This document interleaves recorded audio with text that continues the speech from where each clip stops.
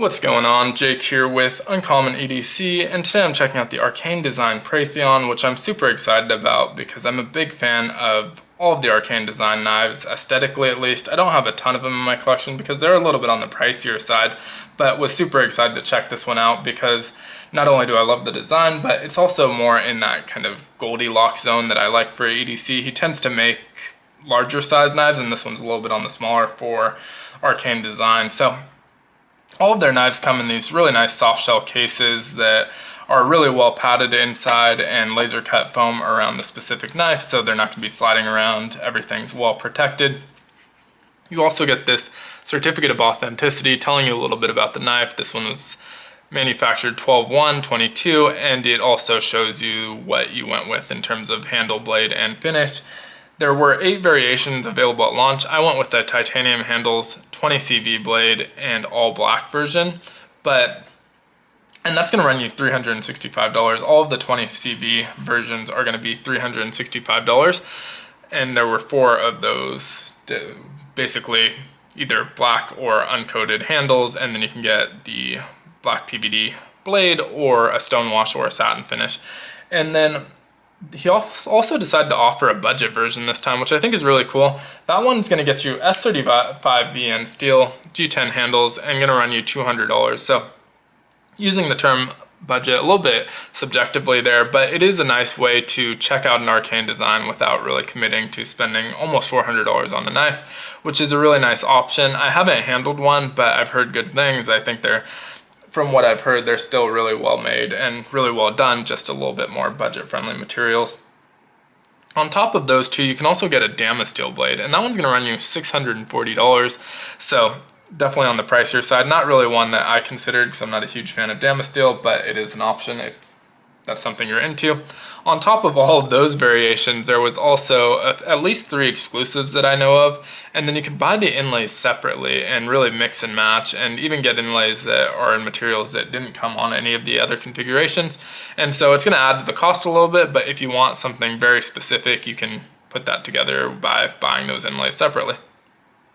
And so really love the way the carbon fiber inlay looks on the all blacked out version. You're going to get the same one on any of the 20 CV blades, that is carbon fiber inlay, and it's actually a glow in the dark carbon fiber, which isn't immediately obvious, but works really well and looks really good. It doesn't hold its charge for a super long time. It's one of the shorter kind of charges I've seen, but it's really, really good looking. I have a UV light here because wanted to be able to show that off, and I have some pretty bright lights, so you wouldn't be able to see it under a regular light.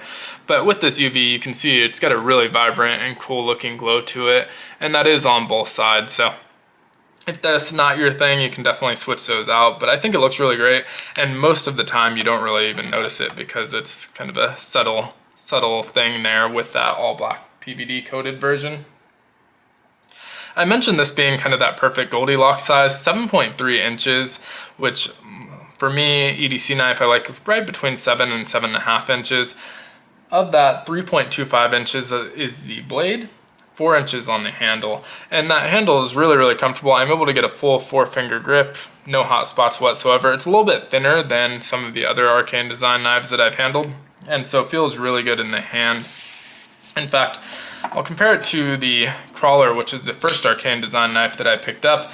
You can see it's a little bit shorter, a little bit less stout, and definitely a lot thinner. And you can feel that in your hands. It's a lot lighter as well. And so although this doesn't look significantly bigger, it definitely feels significantly bigger. So really happy with the size on the Preytheon here. With it, you get several different deployment methods. It's on caged bearings, and so the action's really good no matter which one you go with. You have a thumb stud, a thumb slot, and a front flipper, and all of those are really effective and super smooth. It's got an inset liner lock that works really well as well, and really just kind of drops shut, super good action. It guillotines kind of onto your thumb, and then you can shake it that last little bit, but all of those deployment methods are super smooth. It does have a reversible pocket clip, so really ambidextrous knife with both the deployment methods and that pocket clip being reversible. And it's a nice deep carry titanium pocket clip. Minimal billboarding on here. You do have the Arcane Design logo here on the show side. On the non-show side, you have a knife-specific logo. So each of his knives, he does a different logo. This one is kind of based on the Predator, and so you have that logo. You can see on the crawler, you have the same thing, Arcane Design on one side and the crawler logo on the other. So he comes up with a unique design for each of them. And they're always really cool, always themed around either sci-fi, horror type movies. And so, a lot of fun there. Lastly, you do have Arcane printed inside of that backspacer. But otherwise, relatively minimal branding. Feels really good in the hand. 4.2 ounces on the titanium version. You can get a little bit lighter on the G10. I believe that one was 3.5 ounces. But either way, it doesn't feel super heavy in the hand or in the pocket. And really just love all the different configurations he offered in this one. One thing I will note is it's a little bit thinner as well. I think I mentioned that in comparison, but about a 1/2 inch on that handle. So it feels really good. Kind of when you grip down on that, it doesn't create any hot spots. The only thing where it was kind of more of an aesthetic choice than an ergo's choice, I feel like, is the jimping on these is this really aggressive looking jimping that doesn't add as much grip as some smaller, less aggressive looking jimping. And so everything else, you know, it's designed to look really cool, but also very functional, ergonomically feels really good. That's the only point where I feel like it was really an aesthetic choice and not an ergo's choice. But overall, I really, really love the feel of this knife, the look of this knife, and I'm super excited about it. $365 is a little bit on the pricier side. Excited to see that budget option. I may pick that up at some point, but for now I'm happy with this one and really just kind of want to handle the other one more so than own it. This is kind of the configuration that appealed to me most, and so that's what I went with. But let me know what you think of this down in the comments below. If you picked up the budget version, would love to hear your thoughts on that as well. I've watched some videos on the budget version, haven't really watched any on this version yet.